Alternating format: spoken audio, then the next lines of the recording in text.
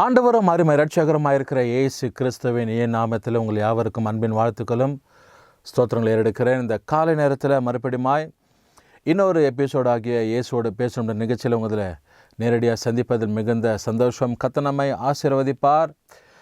ஆண்டுடைய வசனத்தில் சங்கீதம் 105 வாசிக்கிறோம். கர்த்தர் நல்லவர், அவர் கிருபை என்றும் உள்ளது, அவருடைய உண்மை தலைமுறைக்கு உள்ளது என்பதாய். பிரியமான தேவ ஜனமே, இந்த நிகழ்ச்சியை பார்த்து கொண்டிருக்கிற உங்கள் வாழ்க்கையில் ஆண்டவராகிய தேவன் தாமே அற்புதங்களை செய்கிற தேவனாக இருக்கிறார். இந்த 4 வருடமாய் கர்த்தர் நம்மை பாதுகாத்து இருக்கிறார், வழிநடத்தி இருக்கிறார். அவருடைய பெரிதான கிருபையில் நம்ம வாழ்ந்து கொண்டு இருக்கிறோம். இயற்கை சீற்றங்கள், மற்ற விமான விபத்துங்க, இப்படிப்பட்ட பல காரியங்கள் இன்றைக்கு உலக அளவில் நம்ம கேள்விப்பட்டு கொண்டிருந்தாலும் கர்த்தர் நம்மை இந்த பட்டணத்தில் ஏதோ ஒரு மூலையில் இருக்கிறோம், ஆனாலும் கர்த்தருடைய பெரிய கிருபை நம்மை பாதுகாத்து நம்மை ஆசீர்வதித்து அவர் வழிநடத்தி கொண்டு இருக்கிறார். இந்த நாளில் ஆண்டவர் நம்மோடு கூட என்ன வார்த்தையாய் பேச போகிறார் என்று சொல்லி நம்ம பார்ப்போம்.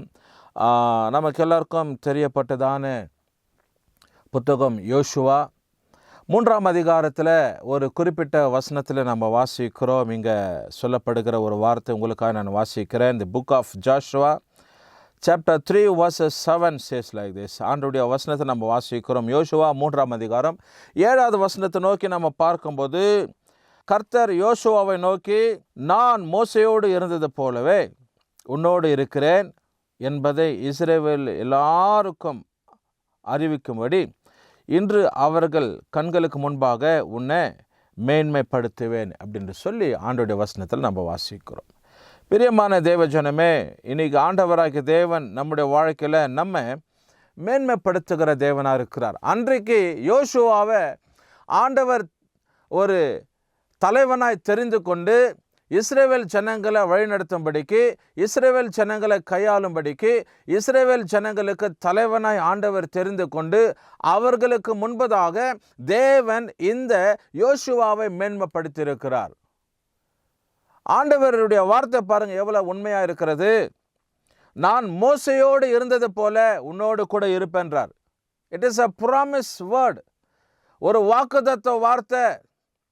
மோசையோடு இருந்தது போல உன்னோடு கூட இருப்பேன், ஜனங்களுக்கு முன்பதாக உன்னை நான் மேன்மைப்படுத்துவேன் என்று சொல்லி இந்த காலை நேரத்தில் அந்த வசனத்தை கவனித்து கொண்டிருக்கிற உங்கள் வாழ்க்கையில் ஆண்டவராகிய தேவன் உங்களை மேன்மைப்படுத்துகிறவராக இருக்கிறார். ஒருவேளை இன்றைக்கு இந்த நாளில் நீங்கள் யோசிக்கலாம், என் வாழ்க்கையில் எந்த விதமான திட்டங்கள் இல்லை, எந்த விதமான முயற்சிங்க நான் இது வரைக்கும் எடுக்கலை, சாதிக்கலை, என் வாழ்க்கையில் நான் இன்னும் ஒரு அந்தஸ்துக்குள்ளாக நான் இல்லை, மற்றவங்க பார்க்கறத போல என்னுடைய வாழ்க்கை இல்லை அப்படின்னு சொல்லி நீ யோசிக்கலாம்.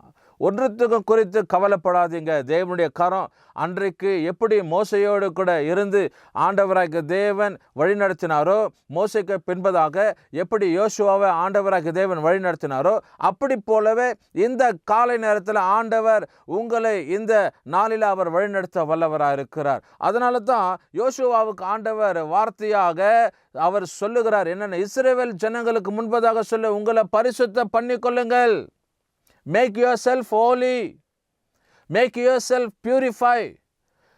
purify yourself. உங்கள் வாழ்க்கையில் உங்களை நீங்கள் பரிசுத்தப்படுத்திக் கொள்ளுங்க. ஏன் அப்படின்னா, அவங்களுக்கு முன்பதாக நான் உன்னை உயர்த்துவேன் என்பதாய். எனக்கு அருமையான தேவ ஜனமே, இந்த கால நேரத்தில் இந்த வார்த்தை உங்களை நோக்கி வரட்டும். ஒருவேளை வீட்டிலிருந்து பார்த்து கொண்டு இருக்கலாம், நீங்கள் பிரயாணப்பட்டு கொண்டு பார்த்து கொண்டு இருக்கலாம், வேலை ஸ்தலத்திலிருந்து பார்த்து கொண்டு இருக்கலாம். எது எப்படியோ ஆண்டவர் உங்களோடு கூட இடைப்படுகிற தேவனாக இருக்கிறார். தேவனாகிய கர்த்தர் உங்களை இந்த கால நேரத்தில் அவருடைய வாக்குத்தத்தத்தின் பிரகாரமான் அவர் உன்னை மேன்மைப்படுத்துகிற தேவனாக இருக்கிறார். பிரியமான தேவ ஜனமே, அன்பு சகோதரா சகோதரி, தங்கச்சி தம்பி, நீ யாரா இருக்கட்டும், ஊழிய செய்கிற ஐயா அம்மா, நீ யாரா இருங்க, குடும்பஸ்திரி, குடும்பத்தை தலைவரா இருக்கிற தகப்பனாரே, நீ யாரா இருக்கட்டும், ஆண்டவராகிய தேவன் இன்றைக்கு உங்களை பார்த்து சொல்லுகிறாரு, நான் யோசுவாவை எப்படி உயர்த்தி மேன்மைப்படுத்தினோ அப்படி இந்த காலை நேரத்தில் உங்க வாழ்க்கையில உங்களை நான் உயர்த்துவேன், உங்களை நான் மேன்மைப்படுத்துவேன், உங்க பிசினஸ் ஆசீர்வதிப்பேன், உங்க கையின் பிரயாசத்தை ஆசீர்வதிப்பேன், உங்க படிப்பின் காரியத்தை ஆசீர்வதிப்பேன், உங்க வாழ்க்கையில நீங்க செயல்படுகிற எல்லா திட்டத்தையும் கர்த்தர் தந்து மேன்மைக்குள்ள நடத்துவேன் என்று சொல்லி ஆண்டவர் சொல்லுகிறார். இது கருமையானவர்களே, ஒருவேளை இதுதானா என்னுடைய வாழ்க்கை, இதுதானா என்னுடைய உயர்வு, இதுதானே என்னுடைய சூழ்நிலை அப்படின்னு சொல்லி நீ யோசித்து கொண்டிருக்கிறையா? ஒன்றும் நீ யோசிக்க வேண்டாம். இனி ஆண்டவர் உங்கள் வாழ்க்கையில் மேன்மையான காரியங்களை வைக்கிற தேவனாக இருக்கிறார். இன்று அவர்களுக்கு கண்களுக்கு முன்பாக உன்னை மேன்மைப்படுத்துவேன். நீங்கள் வேலை செய்கிற இடத்துல உங்களோடு கூட வேலை செய்கிற சகா வேலைக்காரர்கள், ஊழியர்கள், அதிகாரிங்க, படிப்பின் திட்டத்தில் உங்களோடு கூட படிக்கிற சகா மாணவர்களுக்கு முன்பதாக கர்த்தர் உங்களை மேன்மைப்படுத்த வல்லவராக இருக்கிறார். What a beautiful word it is. எவ்வளோ அற்புதமான, எவ்வளோ ஆசீர்வாதமான ஒரு வார்த்தை. எந்த மனுஷனுடைய வாயினால சொல்லப்படாத ஒரு வார்த்தை, இதுவரைக்கும் மனுஷனுடைய வாழ்க்கையிலேருந்து வராத ஒரு வார்த்தை. தேவன் சொல்லுகிறார் உங்களை பார்த்து.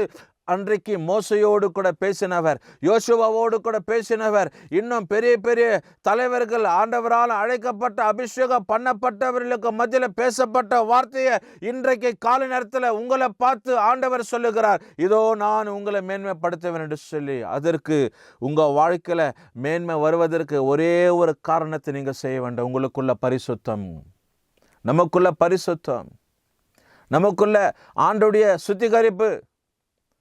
எல்லாத்தையும் பாவம் செய்துட்டு, தவறு செய்துட்டு, ஆண்டவருக்கு விரோதமான காரியங்களை செய்துட்டு, மீறுதலை செய்துட்டு ஆண்டவர் என்னை மேன்மைப்படுத்துவார்னா ஒரு காலம் நடக்காது.